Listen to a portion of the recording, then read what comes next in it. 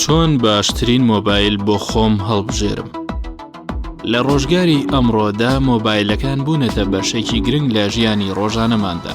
کڕین و فرۆشتنیان لە بازاڕدا گەرمە، لەوانەیە هەمیشە واویست بێتت پارێکی زۆر کۆ بکەیتەوە بۆ ئەوەی باشترین مۆبایل کڕیت، چونکە باشترین مۆبایلەکان نرخیان زۆرە. لە کاتێکدا ئەمە مانای وانییە گرانترین مۆبایل بۆ تۆ باشتر بێت. بێگومان ڕەچاوکردنی پارە شتێکی گرنگە لە کڕیندا. پێویستە بزانیت لە دوای کڕینی هەر مۆبایلێکی نوێ لە سەرەتادا نرخێکی زۆری هەیە و پاش چەند ڕۆژێکی کەم نرخیان زۆر دادەبەزن. بۆیە لە کاتی هاتنی هەر مۆبایلێکدا مەرج نییە ڕاستەوخۆ بیکڕیت. هەروەها پێش ئەوەی مۆبایلەکەت هەڵبژێریت بیر لەوە مەکەرەوە گرانترین مۆبایل بکڕیت، چونکە مەرج نییە گرانترین مۆبایل باشترین بێت. چیم پێویستە؟ پێش هەموو شتێک پێویستە بزانیت تۆ چیت پێویستە. ئەمە گرنگترین خاڵە لە کڕینی مۆبایلدا. ئایا تۆ مۆبایلێکت دەوێت کامێراکەی باش بێت، یان باترێکەی بەرگەی زۆر بگرێت، یان مۆبایلێکت دەوێت تەنها بۆ بەکارهێنانی نەرمەکاڵە ئاساییەکانی وەک تۆڕە کۆمەڵایەتیەکان بەکاری بێنیت، یان بۆ یاریە ئەلکترۆنیەکان. دەستنیشانکردنی پێویستیەکانت گرنگترین خاڵە. شارەزایی. لەوانەیە ئێستا بپرسی من ئێستا زانیم چیم پێویستە، بەڵام شارەزاییم نییە و ناتوانم جۆرەکان و تایبەتمەندیەکان لە یەکتر جیا بکەمەوە. لێرەش چەند زانیاریەک دەربارەی پارچەکانی مۆبایل دەخەینە ڕوو بۆ ئەوەی زانیاریە سەرەتایەکانی مۆبایل پێش کڕینی بزانیت و تێبگەیت. یەکەی چارەسەرکەر CPU پرۆسێسەر. پرۆسێسەر بریتیە لە ڕقەکاڵایەکی بچووک بە مێشکی هەر ئامێرێک ناسراوە.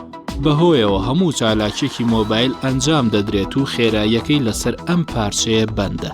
ڕقەکاڵەکانی پرۆسێسەر چەندین جۆریان هەیە کە هەر جۆرێک خێرایی مۆبایل دیاریەکات. گرنگە بزانیت خێراترین پرۆسێسەر بچووکترینە و لە ئێستادا بچووکترین قەبارەکەی 7 نانۆمەترە. جۆرە مام ناوەندەکانیش قەبارەکان لە نێوان 10 بۆ 12 نانۆمەترە. هەروەها خێراییەکەی بە هێرتز دەپێورێت. بۆ نمونە یەک لە باشترین پرۆسێسەرەکانی ئەمڕۆی مۆبایل بە ناوی سناپدراگۆن 855 بە خێرایی 2.97 گیگاهێرتز. تا ئەم پێوەرە هێرتزی زیاتری هەبێت مۆبایل خێراتر دەبێت. ڕوونما. ڕوونمای مۆبایلیش گرنگترین بەشە. بەکارهێنەر چێژ لە ڕەنگەکان و وێنەکان وەردەگرێت ئەگەر مۆبایلەکە ڕوونمایەکی باشی هەبێت.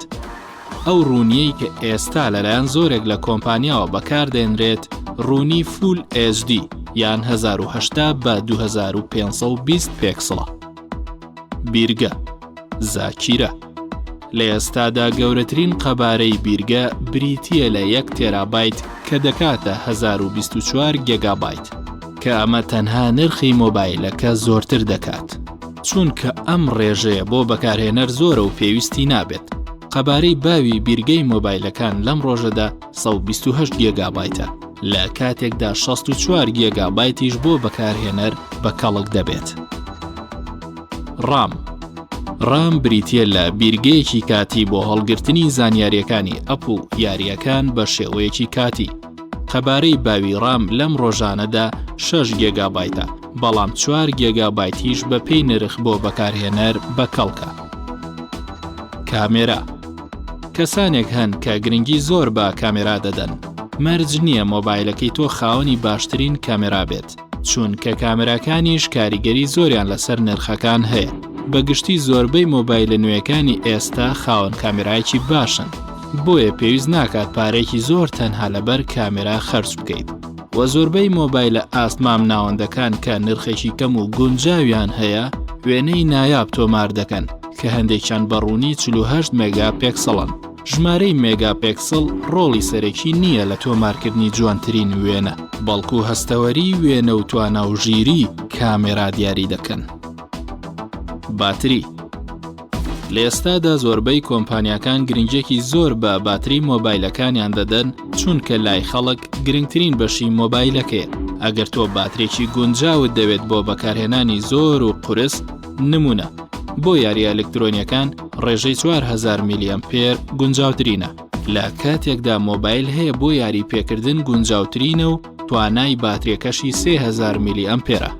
کۆمەڵێک تایبەتمەندی دیکەشان کە جیاواز لەوانەی سەرەوە لە هەندێک مۆبایلدا هەن و لە هەندێکیشدا نین کە بێگومان ئەمانەش کاریگەری لەسەر نرخ دروست دەکەن.